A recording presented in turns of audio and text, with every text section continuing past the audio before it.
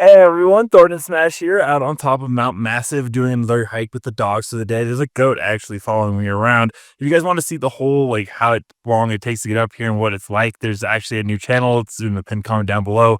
That's my outdoor channel. But today we're going to be talking about how EA has been having a recent crash out lately and everything you guys need to know about it. And, well, where are they going to go with season 26 and what's all the leaks about it? We're going to go over all of that. We're also going to go ahead and give out one of the universal heirlooms. All you guys got to do is like, comment, subscribe. You guys know the drill. Without further ado, let's jump into today's topic.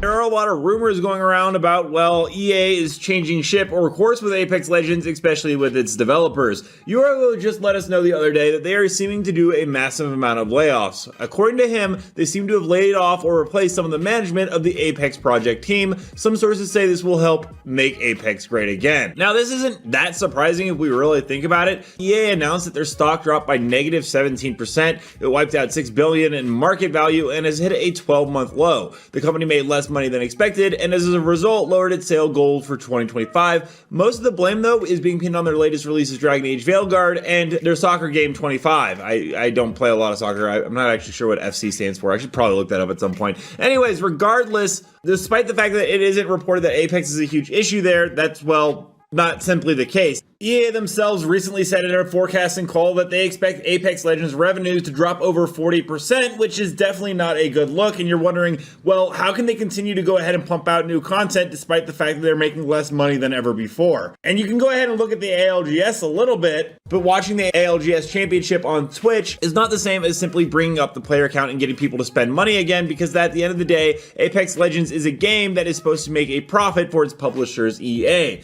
And with the layoffs, it's a little concerning, but also possibly good news. That being said, we did also learn that a very, very long-time developer that actually worked on the Titanfall franchise and pretty much everything in Apex, Moy Pereira, has also left the Respawn team. But it might actually signal that EA has actually learned a valuable lesson. We went over the other day that we had received a list of leaks on this channel, and number 6 was really interesting. I mean, of course, there's the Mad Maggie heirloom, which a lot of people paid attention to. But number 6 is season 24 and 25 seems to be packed with content and free rewards. 2024 was a huge test gamble by EA to see how far they could monetize the game. They used a broken formula and they scrapped it for the most part. And that is actually very obvious to see. If we just simply look at the fact that the Battle Pass was introduced with a new split, and originally you weren't going to be able to use Apex coins, it's very obvious that the entire year was centered around trying to make Apex Legends as profitable as possible, along with, the universal heirlooms. Now, obviously, that didn't pan out for Apex Legends and Respawn, and so they're kind of turning tail and going a different direction. That being said, it might not actually be the perfect direction. Heirloom released with 3 different recolors, and inside that list of leaks I received, this is actually very similar to the mobile version they released with Fade, where he had a signature heirloom thingy that you could go ahead and upgrade with different versions and colors of it. This seems to be pretty much the exact same idea. So instead of actually toning down monetization, it seems like they're still going to be doing it, but they're just deciding to go in a different direction. It's up to us as players to decide if we actually like that, if it's okay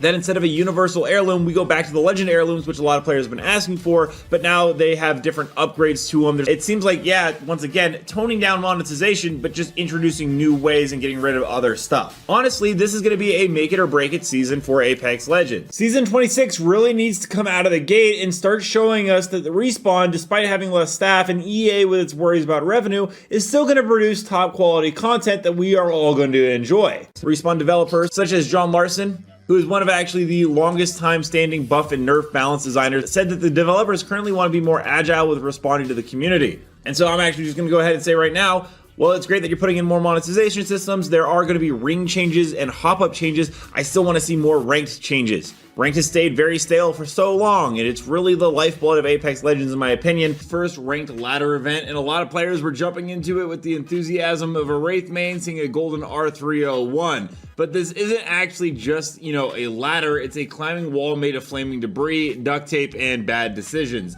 Respawn's official Twitter, bless their optimistic souls, invited players to dive into ranked from the 7th onward, climb the leaderboards, they said, earn cool rewards, they added, but then came, the inevitable Twitter reply. flies. And yeah, they're pretty bad because nothing ignites a competitive community like dangling mediocre cosmetics, which, I'm gonna be honest, at least they're still finally giving us cosmetics for ranked rewards. It's nice to see some kind of new addition.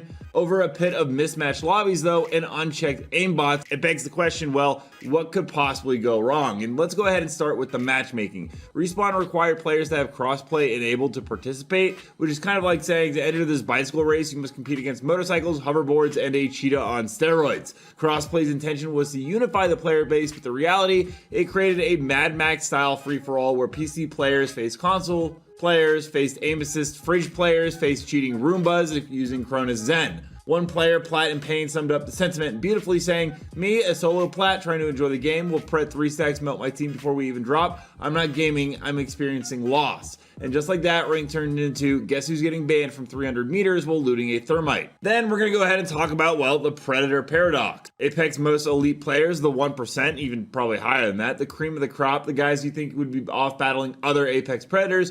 Nope, apparently they're in gold and plat lobbies, with a lot of players saying, like Andrew Insomnia, rank doesn't mean skill though, and switches saying, rank may not mean skill, but my gold teammates watching TikTok mid-fight probably means something. The real tragedy, this isn't really a matchmaking system nor any fixes to the existing one. It's a matchmaking mystery box because we still have hidden MMR. One game you're with a Masters level Sweat Lord, the next a Mirage who's crouch spamming behind a door hoping to scare someone to death. And then of course we have the wild issue of cheating, which still hasn't been resolved. Or more specifically, let's talk about how rank became a hacker convention hosted in your lobby. Aimbots, check. Wall hacks, check. Cronus Zen users with a movement of a squirrel on caffeine, double check. Just Jot TTV didn't hold back, saying all this ladder did was bring out aimbotters and wall hackers en masse. And the response from Respawn, we're exploring detection methods. Right, and I'm exploring becoming a ninja doesn't mean I'm actually stopping any crime, although, you know, at this point I might as well think about it as a side hobby. Console players are actually getting especially heated. Devices like Cronus Zen and Zim allow console players to spoof mouse and keyboard movement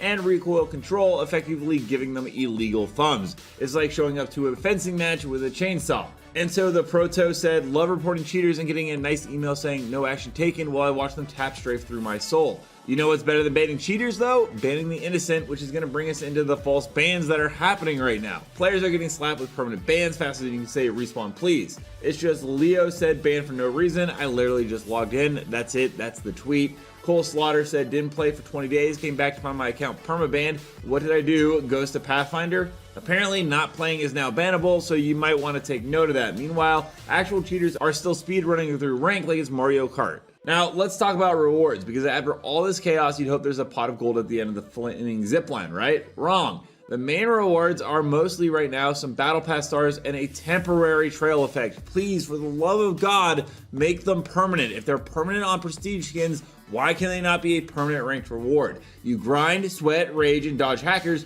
just to unlock stuff that disappears later. 29 John says you call battle pass stars in a trail that expires for rewards. I call that an unpaid internship. Mr. Tally says not buying the battle pass this season. Matchmaking punishes you for trying. At this point, Respawn's reward structure feels like giving someone a world's best dad mug after they rescued a cat from a burning building.